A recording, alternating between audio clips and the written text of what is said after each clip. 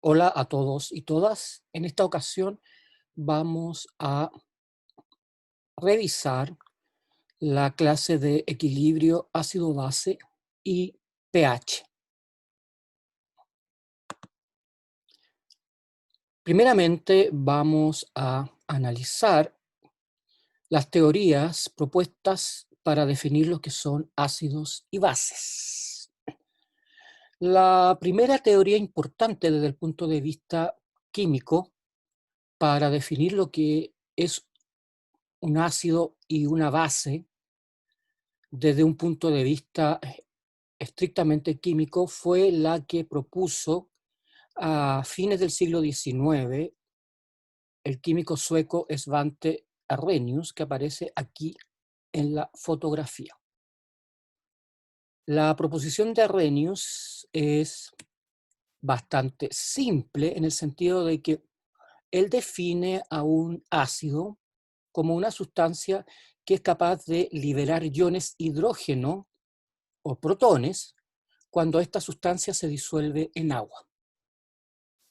Del mismo modo, define a una base como una sustancia que libera iones hidroxilo o H- cuando ésta se disuelve en agua. Según este criterio, son ácidos, por ejemplo, el ácido clorhídrico o HCl, que al ser disuelto en agua se ioniza generando un protón, H+, y ion cloruro como contraion. El hidróxido de sodio, según la definición de Arrhenius, va a ser entonces una base porque libera iones hidroxilo o H- y como contraion, ion sodio. El inconveniente que tiene esta aproximación, la de Arrhenius, es que define a los ácidos y las bases según una determinada sustancia, el agua. Desde este punto de vista, la definición de Arrhenius involucra exclusivamente el comportamiento de los ácidos y las bases en agua. Por lo tanto, hoy se considera una hipótesis o una teoría que, aunque está correcta, eh, no es general. En la primera parte del siglo XIX, perdón, del siglo XX, dos químicos trabajando por separados, Johannes Bronsted y Thomas Lowry, propusieron una teoría que es mucho más completa y que es la que vamos a utilizar para definir ácidos y bases en este curso. Se llamó la propuesta básicamente, de Bronsted y Lowry. Estos dos autores definen a un ácido como una sustancia que es capaz de liberar o donar protones a una sustancia que vamos a llamar base, que es capaz de aceptarlo.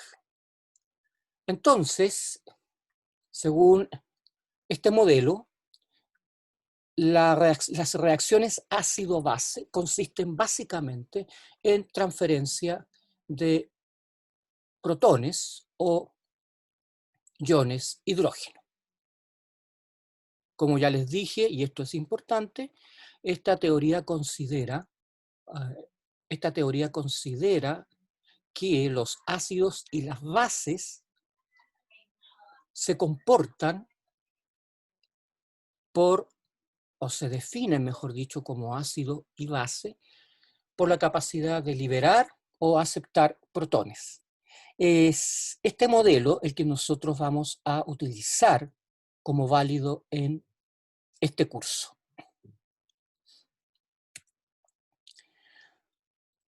Un aspecto muy importante del equilibrio ácido-base, y por lo tanto yo les pido que pongan atención cuando estudien esta cápsula de esta clase, es lo relacionado con la llamada fuerza de ácidos.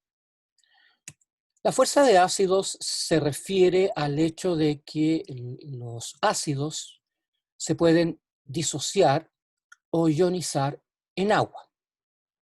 Es así como los ácidos se subdividen en dos tipos: los ácidos fuertes, que se ionizan totalmente en agua, 100% en agua, y los ácidos débiles, que se ionizan parcialmente en agua, como veremos en las diapositivas siguientes.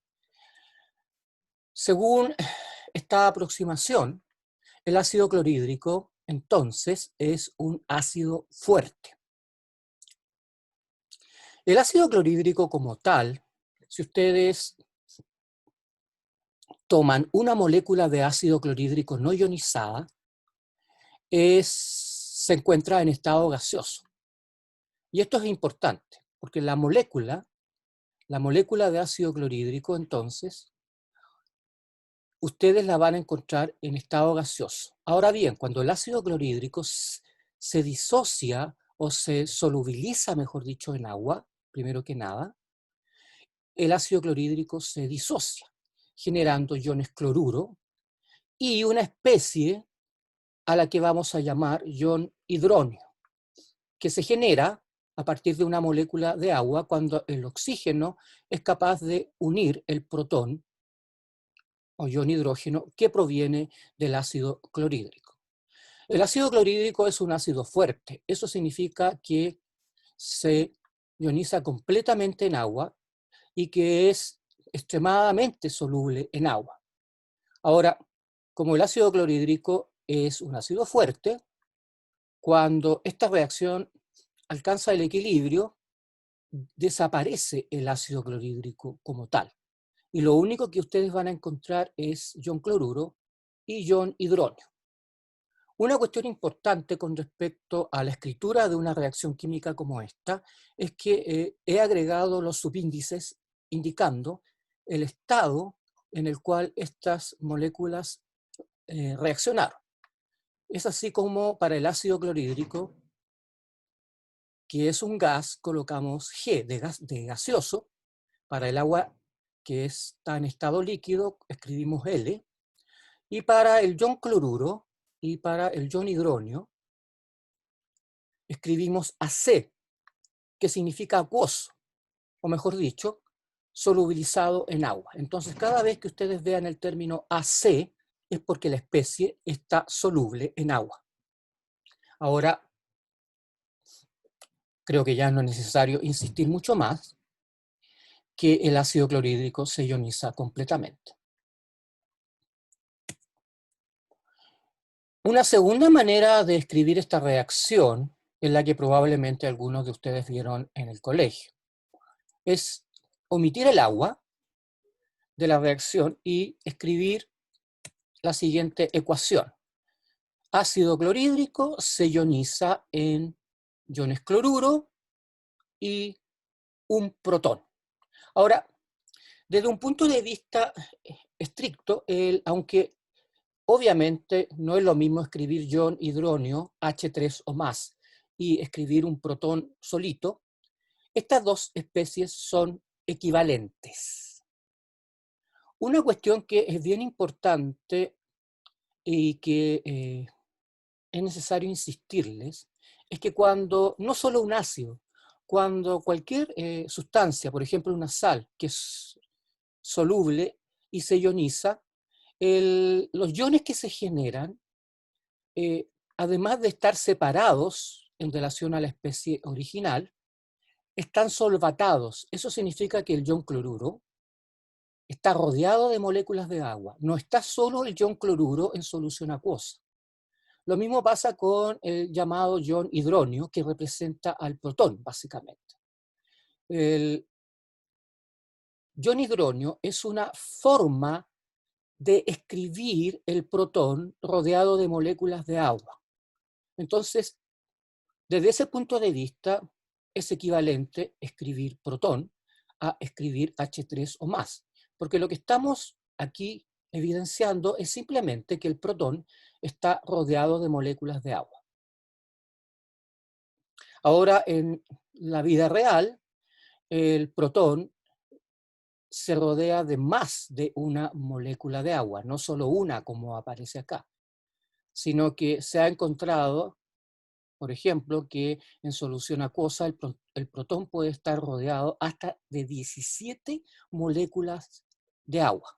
Obviamente, escribir eso en una reacción es complejo, por lo tanto, en nuestro curso o vamos a utilizar esta ecuación o esta segunda ecuación que son equivalentes. A mí me gusta la primera porque además, fíjense que toma en cuenta lo que habíamos analizado anteriormente, que el ácido clorhídrico es un ácido porque es capaz de cederle un protón a otra molécula que va a actuar como base, que en este caso es el agua. Entonces, vamos a considerar al protón solvatado, por lo menos en este curso, como el ion hidronio. Desde este punto de vista, entonces, el ion hidronio, el H3 o más, va a ser equivalente a escribir el protón, solo que aquí, con esta manera de representarlo, no estamos indicando directamente que está solvatado. Es importante, chiquillos, que ustedes se den cuenta de que cómo se solvata el protón. Resulta que el protón puede como tiene una carga positiva, puede interaccionar con la molécula de agua. ¿Se acuerdan ustedes que la molécula de agua es una molécula angular? Es una molécula angular. Y el oxígeno tiene dos pares de electrones desapareados, por lo que la hibridación del oxígeno en esta molécula es básicamente sp3. Ahora, fíjense que como el oxígeno tiene un par de electrones no compartidos, cualquiera de estos pares de electrones puede interaccionar y unir al protón. De esta manera se forma el ion hidronio. El ion hidronio adquiere una carga positiva, no solo porque el protón le está entregando una carga, que es la carga positiva, sino que en la formación del nuevo enlace estamos utilizando un par de electrones. Eso significa que el oxígeno es el dador de los electrones en este tipo de reacción. Cuando se forma un enlace de este tipo, el oxígeno, que normalmente tiene en su capa de valencia 6 electrones, 1, 2, 3, 4, 5 y 6, ahora va a tener 5. ¿Por qué? Porque uno de ellos, o mejor dicho, 2 de ellos fueron utilizados para formar el nuevo enlace. Como el oxígeno se rodea ahora de 5 electrones, 1, 2, 3, 4 y 5, el oxígeno, el átomo de oxígeno pierde un electrón en relación a el oxígeno en la molécula de agua. Por lo tanto, ahora, como tiene un electrón de menos en relación a los 6, adquiere una carga positiva. Otros ácidos fuertes, además del ácido clorhídrico importantes, y que vamos a mencionar en este curso, son, por ejemplo, el ácido perclórico, HClO4, que tiene un hidrógeno, el ácido iohídrico, que se parece al ácido clorhídrico, el ácido bromídrico, que también se parece al ácido clorhídrico. Son todas estas especies ácidos fuertes, se disocian completamente en agua. El ácido nítrico, que también es un ácido fuerte, y el ácido sulfúrico, que también se considera un ácido fuerte porque se ioniza completamente en agua, con una excepción que vamos a analizar por ahí. ¿Qué pasa con los llamados ácidos débiles? Ya les dije que se ionizan poco en agua, por eso se llaman ácidos débiles. Un ácido débil que vamos a mirar mucho en este curso es el llamado ácido acético, CH3, COOH, o ácido etanoico, también llamado, pero eso lo vamos a estudiar cuando veamos la nomenclatura orgánica en el futuro. Resulta que el ácido acético, según Bronsted y Lowry, es un ácido porque es capaz de entregarle o cederle un hidrógeno al agua para formar ion hidrónio, que está en solución. Y el ácido acético, cuando pierde este hidrógeno, forma el ion acetato. El ion acetato que también está hidratado. No solamente está en solución acuosa, sino que se hidrata. Entonces, desde ahora en adelante, ustedes tienen que aceptar el hecho de que cuando una molécula se ioniza generando iones, los iones se rodean de moléculas de agua, proceso que se llama solvatación. Otra manera de escribir esta reacción es simplemente olvidarnos un poquito de la solvatación del protón y queda, por lo tanto, una ecuación más simple donde desaparece el agua. A mí me sigue gustando la primera porque representa en forma más exacta el proceso que involucra la ionización de un ácido siguiendo el modelo propuesto por Bronsted y Lowry. Ahora, otra cosa importante en esta ecuación, a diferencia de la que vimos para los ácidos fuertes, es que tiene una doble flecha. La doble flecha indica que esta reacción alcanza un equilibrio, primero que nada, y que predomina, fíjense que la flecha dirigida hacia el ácido acético es más grande que la que está dirigida hacia la forma ionizada. Esto indica que la concentración de ácido acético, CH3COOH, en el equilibrio es bastante mayor que la de acetato y del protón generado. Entonces, cuando tengan una doble flecha es porque la reacción alcanza un equilibrio químico. Y la reacción, obviamente, no es total.